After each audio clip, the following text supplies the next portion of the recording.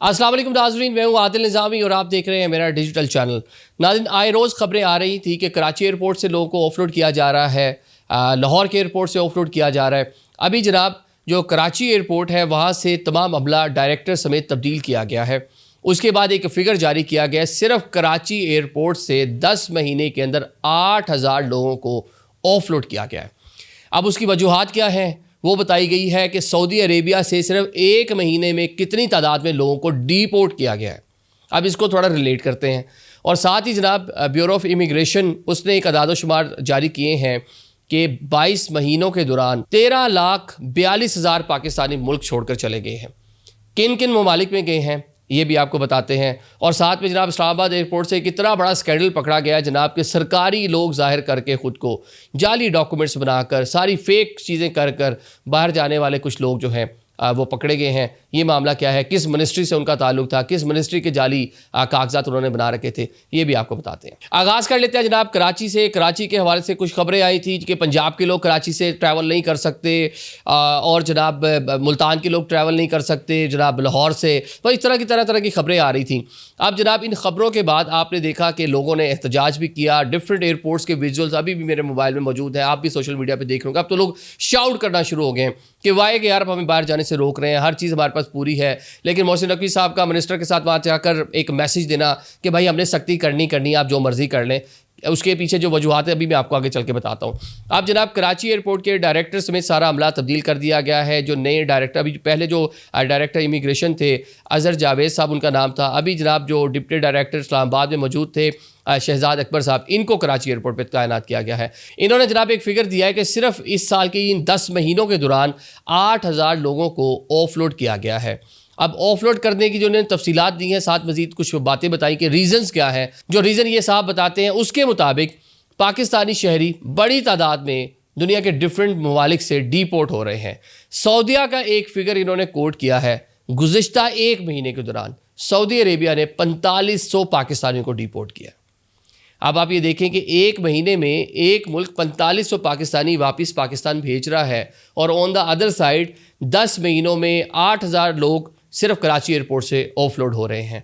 तो इसको ज़रा देखें ना, ज़रा ये फिगर को ज़रा मैसेज करें। कुछ दिन पहले जब हमने FIA के अफसरान से मुलाकात की थी, आपको हमने एक व्लॉग में पूरा बताया था, उन्होंने हमें एक फ़िगर दिया था कि इन 10 महीनों के दौरान 30,000 लोग पाकिस्तान के मुख्तलिफ एयरपोर्ट से ऑफलोड हुए हैं। ये हम आपको कोई एक हफ़्ता 10 दिन पहले ये व्लॉग में बता चुके हैं।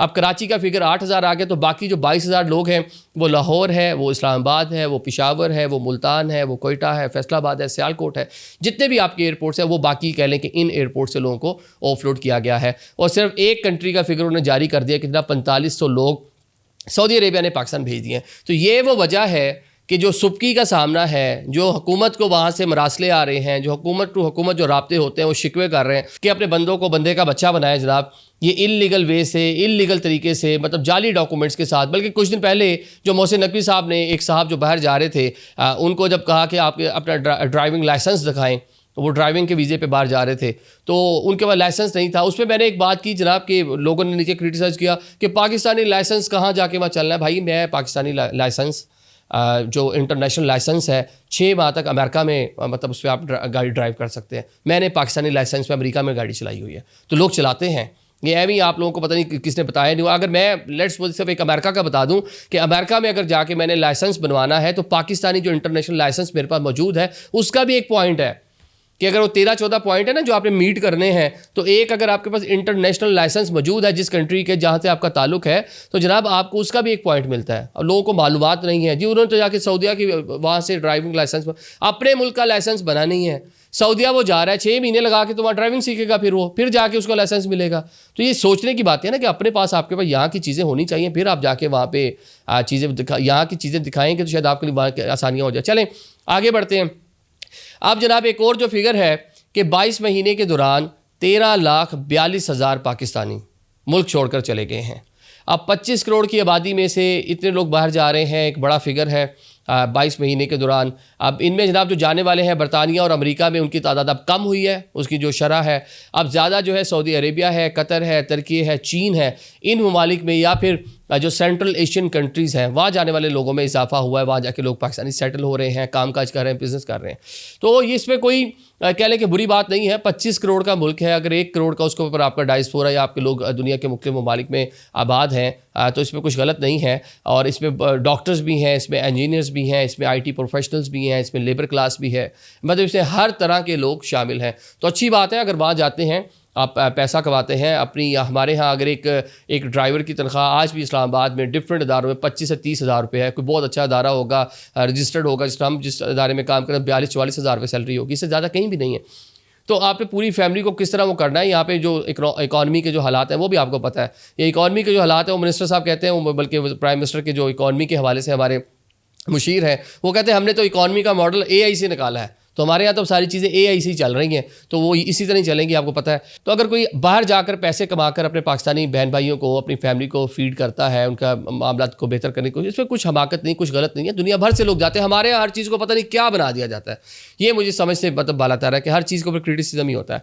तो अब जनाब ये फिगर एक बड़ा फिगर है कि पाकिस्तानी यहाँ से जा रहे हैं, और इसमें नौजवान भी होंगे, पढ़ने लिखने वाले भी लोग होंगे, जो स्टूडेंट वीज़ा पे भी होंगे, और फिर भी एक बड़ी पॉपुलेशन हमारे पास यहाँ मौजूद है। 1.5 करोड़ पाकिस्तानी ऐसे आज भी मौजूद है, नौजवान जो रोज़गार के मतलाशी हैं, जिनको रोज़गार की तलब है, उनको चाहिए रोज़गार, हमारे यहाँ मौके नहीं है। तो ये हुकूमत की, जिस तरह मैंने पहले कह दिया कि लोग जा रहे हैं, गलत नहीं है, लेकिन जो हुकूमत यहाँ पे चीज़ें इकॉनमी को बेहतर नहीं कर पा रही, यहाँ पे हमारे जो मामलात मुआशी जो चीज़ें हैं वो बेहतर होनी चाहिए, ताकि इन लोगों को बाहर ना जाना पड़े। इतनी तादाद में जा रहे हैं ठीक है, लेकिन जो 1.5 करोड़ बैठे हैं उनका तो सोच लो यार, जो पाकिस्तान में बैठे हुए हैं। अब आपको ज़रा आगे एक कार्रवाई बताते हैं जो इस्लामाबाद में हुई है। फिर आप शिकवे कर रहे हैं, लोग शाउट कर रहे हैं एयरपोर्ट्स के ऊपर, जेन्युइन लोग हैं, मतलब गलत के साथ अब सही लोग भी डेफिनेटली वो भी मुश्किल में हैं। जनाब शिकवा ये है कि एयरपोर्ट्स पे बहुत ज़्यादा स्क्रीनिंग हो रही है, चेकिंग हो रही है। इस्लामाबाद एयरपोर्ट से 3 लोग पकड़े जाते हैं जो ख़ुद को मिनिस्ट्री ऑफ कॉमर्स का मुलाजिम ज़ाहिर करते हैं। एक्स पाकिस्तान लीव उनके पास मौजूद है, NOC उसके पास मौजूद है, एयरपोर्ट पर ट्रैवल करने जाते हैं और उनका मिनिस्ट्री से कोई ताल्लुक़ वास्ता ही नहीं होता। फेक डॉक्यूमेंट्स बनाकर उज़्बेकिस्तान का वीज़ा लगाकर 3 लोग ट्रैवल कर रहे हैं। अब उनको जब पकड़ा गया है, उनको पकड़ने के बाद एंटी करप्शन जो सेल है FIA का, उसके हवाले किया गया है। इस पर इन्वेस्टिगेशन की जा रही है कि फ़ेक लेटर है या मिनिस्ट्री से कोई लोग मिले हुए हैं, तो इसको ज़रा मतलब प्रोब किया जाए, पता चल सके। तो अब इस तरह की सख्तियाँ क्यों ना हों, जब यहाँ हर चौथा बंदा 2 नंबरी करने की कोशिश कर रहा है। अब जो ये 4500 लोग 1 माह के दौरान सऊदी अरेबिया ने सिर्फ डिपोर्ट किए हैं, तो क्यों ना आपकी वजारत दाखिला सख्ती करे आपके ऊपर, क्यों ना FIA आपके ऊपर सख्ती करे। क्योंकि आप जरा बाहर जो इस तरह जो लोग जा रहे हैं तो इधर ही रोक रहे हैं ताकि वहाँ से वापस ना आए, क्योंकि वहाँ साथ शिकवे भी साथ आते हैं। अब एक मिनिस्टर जब किसी को मिलने जाता होगा, या प्राइम मिनिस्टर आपका जाता होगा, या कोई हाई ऑफिशियल जब जाता होगा, या आपकी वहाँ पे एम्बेसडर आपका मौजूद है, जब उसको कहते हो कि यार अपने बंदों को रोकें, क्या कर रहे हैं आप, ये देखें, अब ये मतलब क्या तरीक़ाकार है आपके लोगों का, आप रोक ही नहीं पा रहे, तो उसके लिए कितना ह्यूमिलेट फील करता होगा, एम्बैरसिंग फील करता होगा।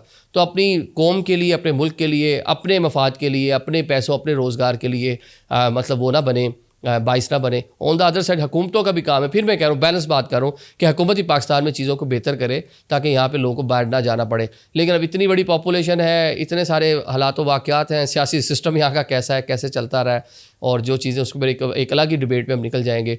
मतलब सब ने अपना अपना हिस्सा बीच में डाला हुआ है इस मुल्क को यहाँ तक पहुँचाने में। तो फ़िलहाल करंटली जो सिचुएशन है उसमें आप भी फोकस रखें, आप जा रहे हैं तो सारी चीज़ों को देख कर जाएँ ताकि आपको इस हज़ीमत का सामना ना करना पड़े। Thank you so much.